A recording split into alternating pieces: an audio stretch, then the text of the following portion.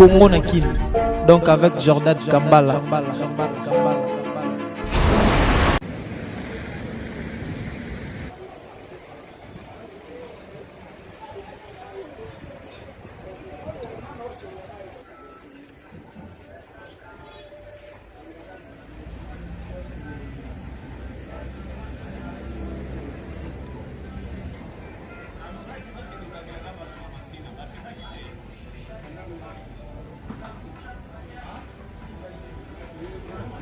Wapi yeye?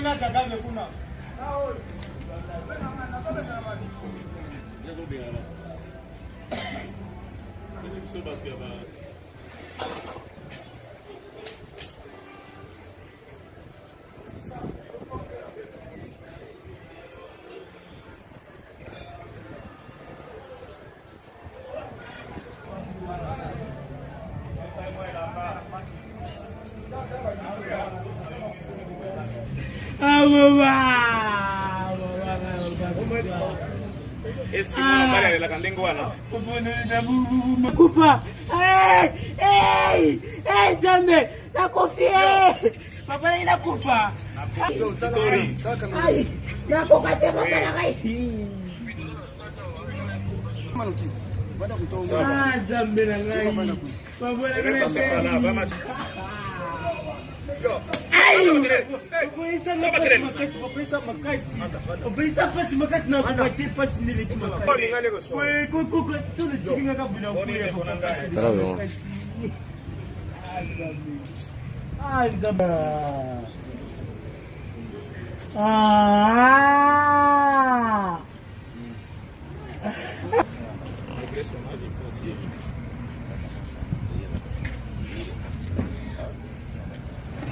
David.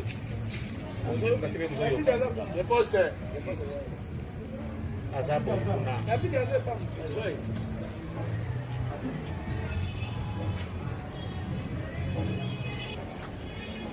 Kutsaya. Sasa pembeni na mwasi wangu. Kutsaya.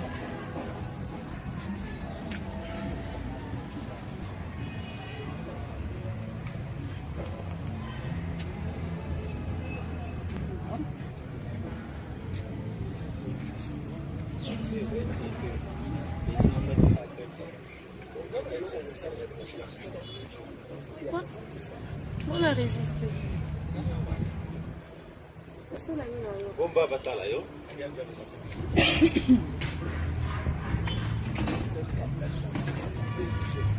Eh.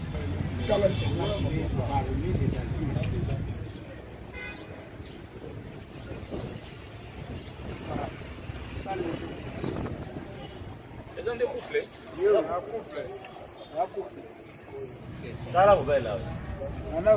Mama. Nimesimba hizi. Futi ya zai. Poa finish.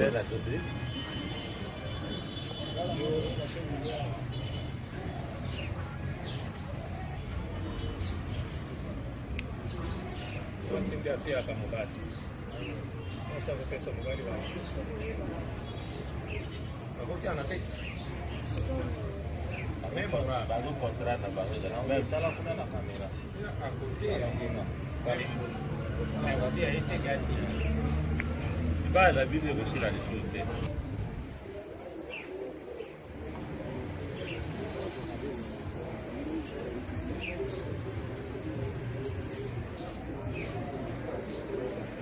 Kala kamera bien.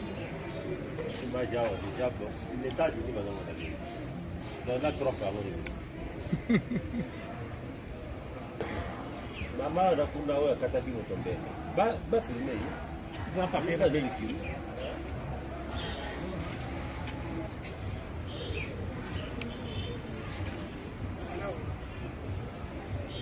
Sio kwa sababu yana bosala kama kile na mkongo la bisi. Sio kwa sababu kibati kwa baba.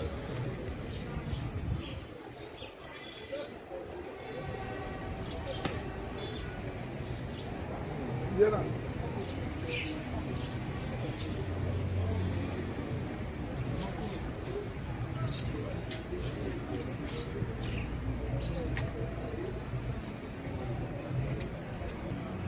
Jonathan.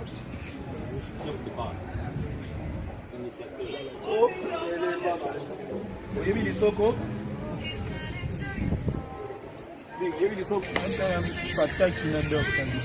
lisoko bopelaka na ye na moi na butu te yo moto opesaka kombo na ye yo moto opesaka Mana. non ipatano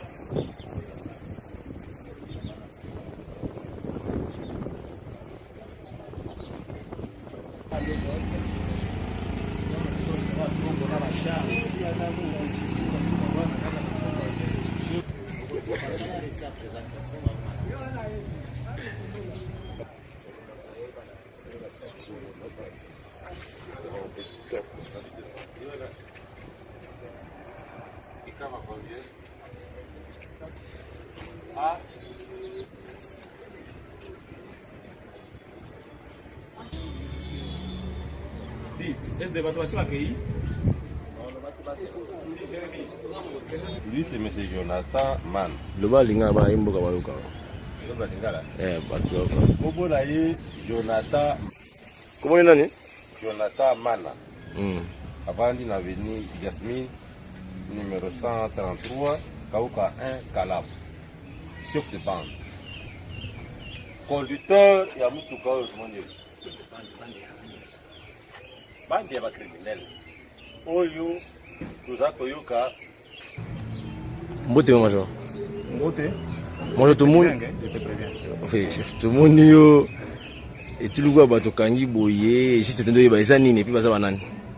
Exactement, et vous êtes sans ignorer ces derniers temps que nous avons lancé une opération qui fait dans la ville de Kinshasa qui consiste à nettoyer les criminels, les Puruna, toute forme de criminalité pour libérer la population de cette forme de crime. Alors, nous avons à ce jour mis aux arrêts, mon général, de groupes ou équiri, des bandits spécialistes des enlèvements, séquestration, demande de rançon, torture, extorsion des biens, téléphone, sacs, bijoux, ainsi de suite.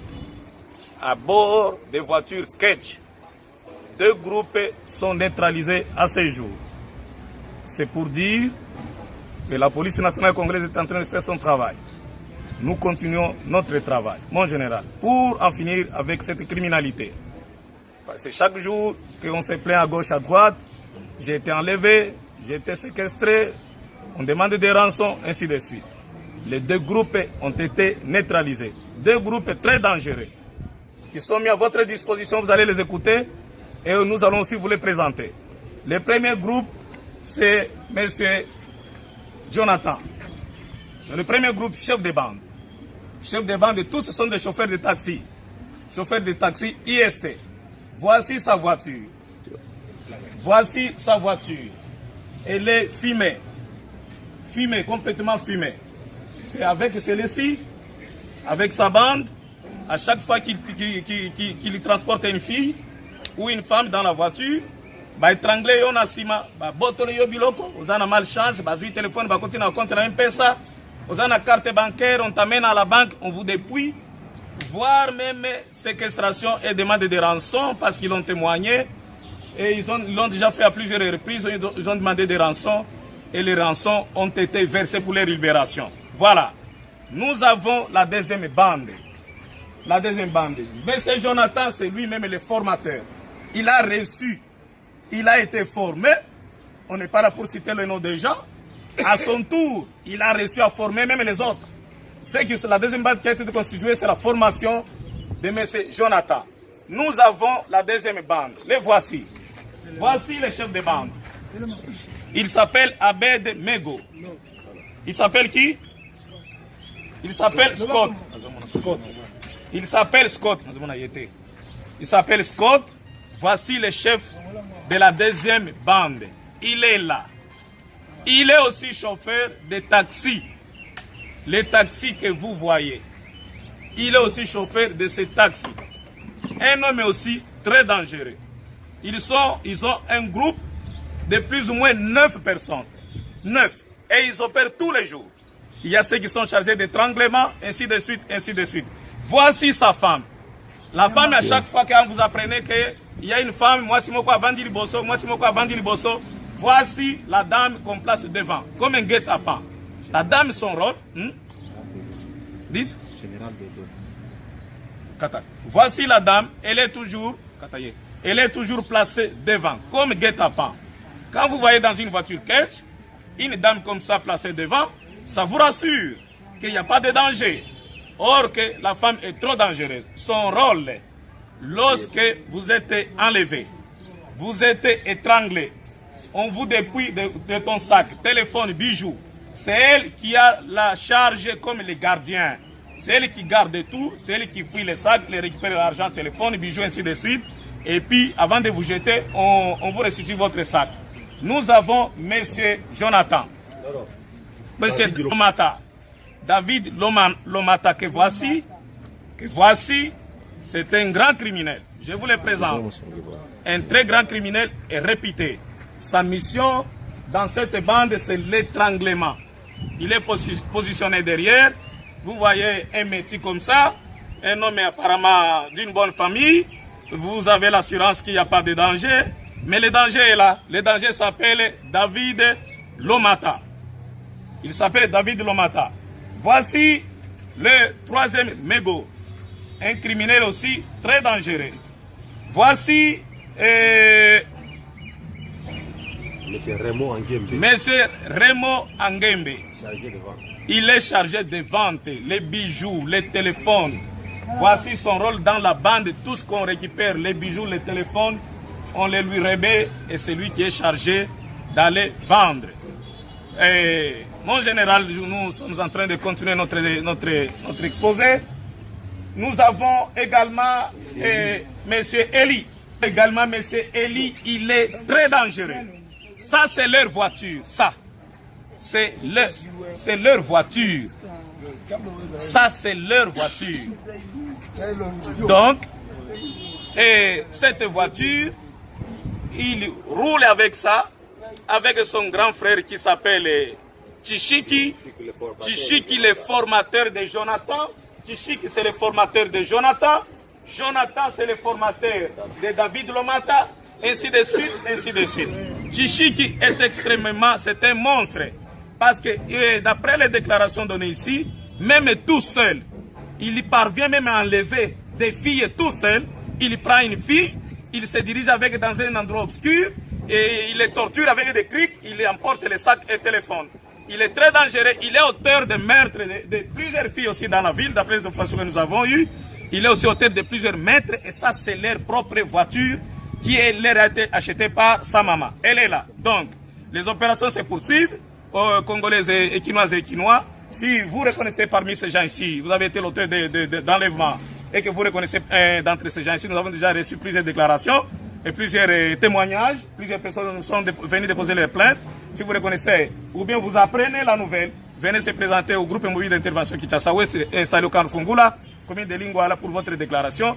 Ainsi, ils seront mis à la disposition de la justice pour compétence et la population quinoise, je pense, ces derniers temps, sera épargnée des actes d'enlèvement, torture, séquestration et autres. J'ai terminé.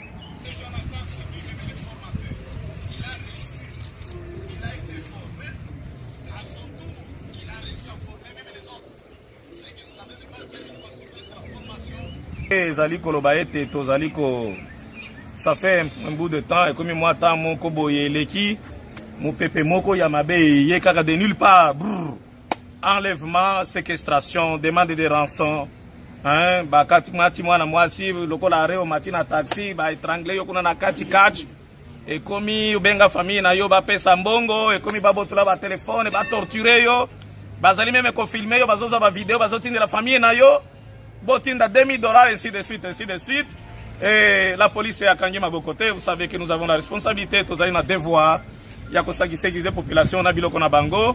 Alors, ceux qui sont capables de faire la bango, c'est que tous allons sur la moutou, il y a des raisons pour lesquelles on s'est investi, tout ça qui, boka signonso, pour être kokako démanteler batoyo. Vous allez kolanda bango, bazali au nombre de 7, bazali ba grand criminel, pour tous allez présenter na presse, bazali coopérer na 4 villes de Kinshasa, c'est deux groupes, ils allaient ba groupe Mibale, groupe ya liboso ezali ya monsieur Jonathan ezali groupe moko criminel ya makasi azali pe chauffeur ya voiture ketch oyo bozali komona awa ketch oyo bozali komona awa nde ketch na ye aoperaka nango chaque jour ezali koleka groupe ya mibale ezali sous le patronage ezali kokonzama na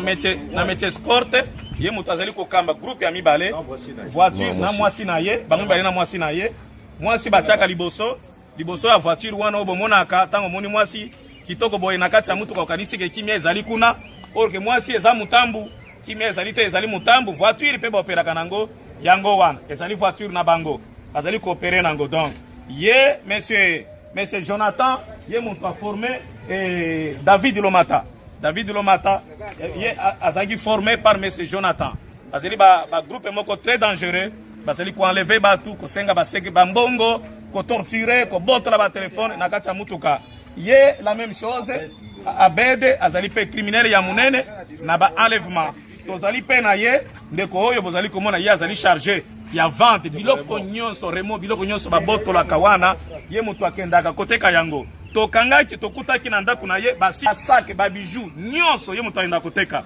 tango tokangie na kati ya ndako na ye tokutaki basi 2 04700 c'est-à-dire 700 42 43 c'est plus facile 082 700 42 43.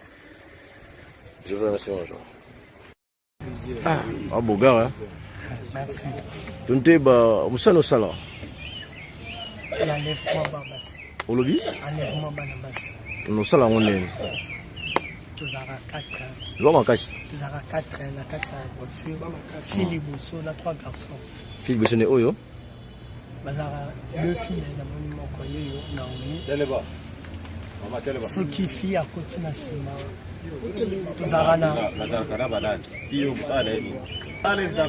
David le Babet solo Bozarani. Ce qui fait à côté de Sima. Nous avons un garçon qui est écrit sur le Djabi à Tangakaï, on a vu ça qui m'a spécifié à contrôler. Dès que tu zoomes, on sait que c'est place, tu sais que c'est place, tu bengi bâtiment mongo. Après tu libères fille. Bâtiment mongo na moyen. Il y a un peu son orange man. Na numéro ni. Et c'est pas Djabi la crise. Numéro ni ba kotinda mongo. Na numéro ya guide ya bango moko. Quand tu déposes, tu veux juste le nom de téléphone. Maman. Est-ce que nini bato est-ce que yebi bango bato mibale oyo na oui na yebi bango ya za formateur na Nan formateur na Jonathan. Est-ce que mutu oyo ndeko oyo yebi ye Na yebi très bien azali na formateur na yena tishik mais tishik azati yene nda forma yo bango ba formanga na musala oyo oui balobi ke tishiki wana ndenge nini est-ce que yebi tishiki pe très bien très dangereux yekuta le baraba ye moko ya des fois ye moko chef ya barabonance.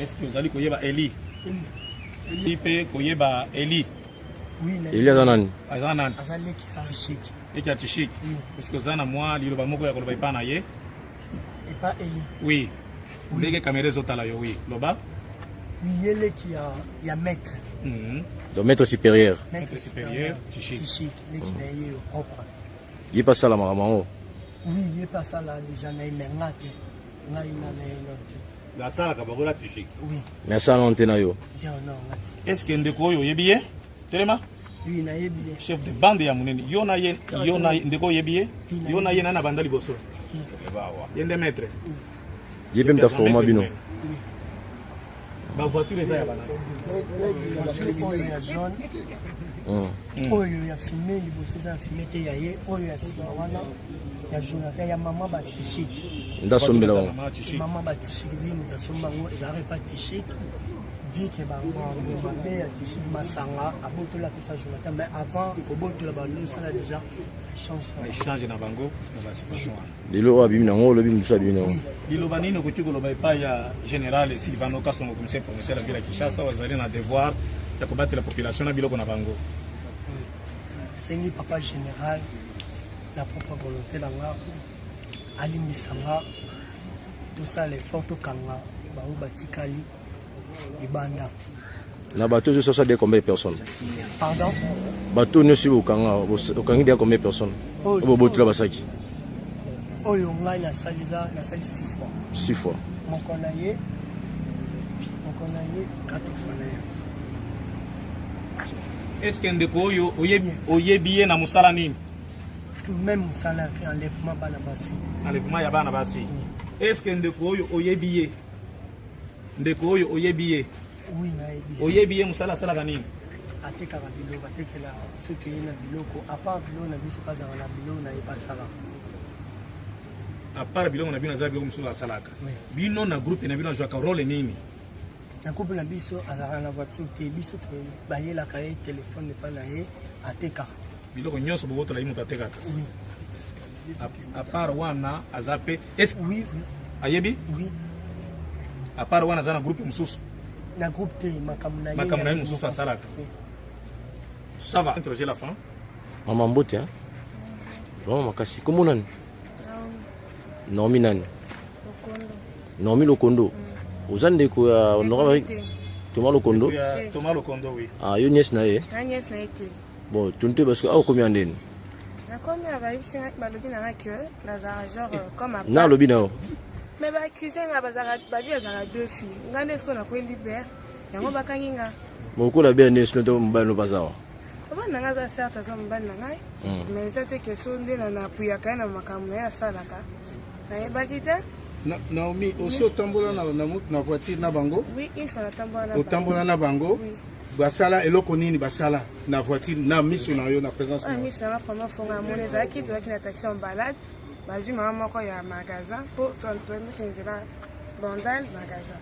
Bazui maman na kitambo. Oui. Ça bazui maman na kitambo azaki na liboso ndo yoka musique na ndo fina téléphone. Ma grande surprise, maman asimagangi. Oui. Tant agangi wana. On tisi ba glace na volume ma musique. OK. Moi ce qu'on lobeza quitté na vandi kaka pétrifié et tout. Après on a sisi na suka musane bosala yango chaque fois kwa limo anga balo bano bakena pas la ba on a ma campagne. OK. Après on a tout na opéra combien de fois? On a opéra 4 fois. On a un assistant moko. Assistant moko. Ah. O sepela ki na musala ngo? Na sepela na ngote na pekisa ki akisera na sala ngo. Au moins ka bureau ya police eza bisika nyonso. Okendaki ko dénoncer na police? Après nga le belo côté. Yango je na tuni okendaki ko dénoncer na bureau la police?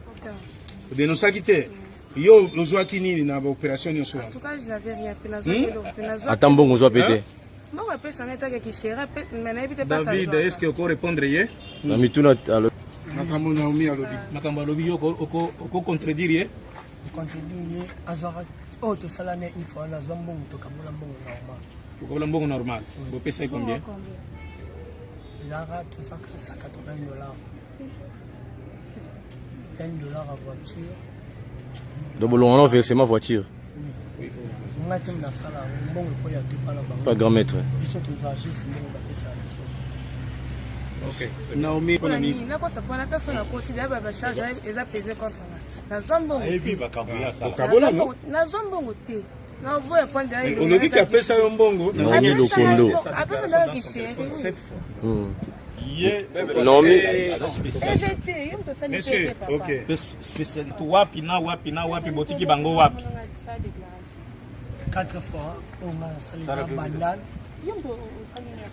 Tiki na limité. Deuxième fois limité. Tiki na limité. Troisième fois 4. Tiki na bandane. Une fois boulevard. Une fois. Tiki na Bon marché pe?